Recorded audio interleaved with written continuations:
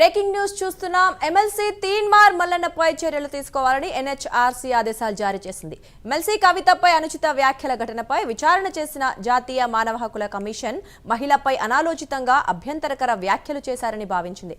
ఈ మేరకు తీన్మార్ మల్లన్నపై తీసుకున్న చర్యలపై 4 వారాల్లో నివేదిక ఇవ్వాలని జాతీయ మానవ హక్కుల కమిషన్ ఆదేశించింది. ఇదే అంశానికి సంబంధించి మరింత సమాచారం మా కరెస్పాండెంట్ లిఖిత లైవ్ లో అందిస్తారు. లిఖిత, చెప్పండి. ఎమ్మెల్సీ కవితపై చేసిన అనుచిత వ్యాఖ్యల నేపథ్యంలో తీన్మార్ మల్లన్నపై కూడా చర్యలు తీసుకోవాలంటూ కూడా కమిషన్ ఆదేశించినట్టుగా తెలుస్తోంది. మరి వివరాలేంటి?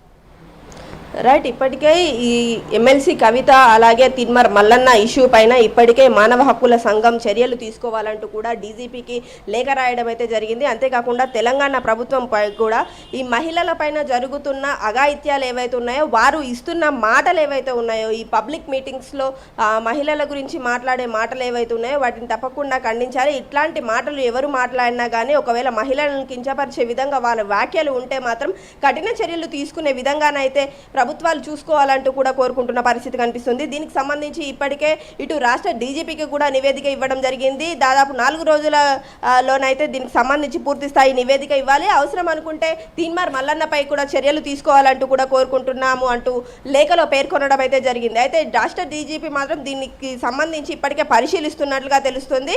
గత కొద్ది రోజులుగా కూడా ఈ ఏదైతే ఎమ్మెల్సీ కవిత అలాగే మల్లన్నకు సంబంధించి ఇష్యూ కొంతవరకు వివాదాస్పదంగా మారిందని చెప్పుకోవచ్చు. దీనికి సంబంధించి ఆల్రెడీ ఇరు వర్గాలు కొట్టుకునేదాకా వెళ్ళింది. ఈ ఇష్యూ చాలా పెద్దగా కావడంతో ప్రస్తుతం మానవ హక్కుల సంఘానికి సంబంధించి నాయకులు ఇప్పటికే జాగృతికి సంబంధించిన వాళ్ళు ఇటు కంప్లైంట్స్ ఇవ్వడం కావచ్చు, అదేవిధంగా మరోవైపు మల్లన్న టీం కూడా కొంతవరకు దీనికి సంబంధించి నివేదిక అందిస్తాము అంటూ నేనేమి తప్పుగా మాట్లాడలేదంటూ చెప్పే ప్రయత్నం అయితే చేశారు. కానీ ఇటు జాగృతి టీం మాత్రం కావాలనే మా యొక్క మహిళా లీడర్ని టార్గెట్ చేశారు అంటూ చెప్పే ప్రయత్నం చేశారు.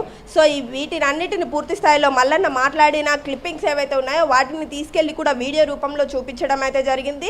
మల్లన్న క్షమాపణ చెప్పాలంటూ కూడా జాగృతి టీం కోరుకున్న పరిస్థితి అయితే కనిపిస్తుంది. బట్ అయినప్పటికీ కూడా మల్లన్న నేను చేసిన వ్యాఖ్యల్లో తప్పేది లేదంటూ కూడా ఆ వేలో మాట్లాడడంతో కొంతవరకు ఈ దుమారం ఇంకా కొనసాగుతూనే ఉంది. దీన్ని పూర్తి స్థాయిలో పులి స్టాప్ పెట్టాలంటూ కూడా నివేదిక అందించాలంటూ కూడా ఇటు పోలీస్ అధికారులను పూర్తి స్థాయిలో కోరుకున్న పరిస్థితి కనిపిస్తుంది. దీనికి సంబంధించి ఇప్పటికే చూసుకున్నట్లయితే ఒకవేళ మల్లన్న గనక క్షమాపణ చెప్పకపోతే, దీనికి కరెక్ట్ నివేదిక ఇవ్వకపోతే మాత్రం అతని పైన కఠిన చర్యలు తీసుకోవాలి. అంతేకాకుండా ఆయన మాట్లాడిన మాటలు ఏవైతే ఉన్నాయో, ఒక మహిళ నాయకురాలిపైన ఆయన చేయకూడని వ్యాఖ్యలు ఏవైతే చేశారో దానికి సంబంధించి కూడా వాటిని పూర్తి స్థాయిలో చర్యలోకి తీసుకోవాలి. అంతేకాకుండా ఈ మధ్యకాలంలో జరుగుతున్న గొడవలకు మల్లన్న వ్యాఖ్యలకు కారణమవుతున్నాయి కాబట్టి మల్లన్న పబ్లిక్ మీటింగ్స్ ఏవైతే ఉన్నాయో వాటిని కూడా కొంతవరకు ఆపించాలంటూ కూడా కోరుకుంటున్న పరిస్థితి ఇక్కడ నెలకొంటుంది. Right, thank you Likhita.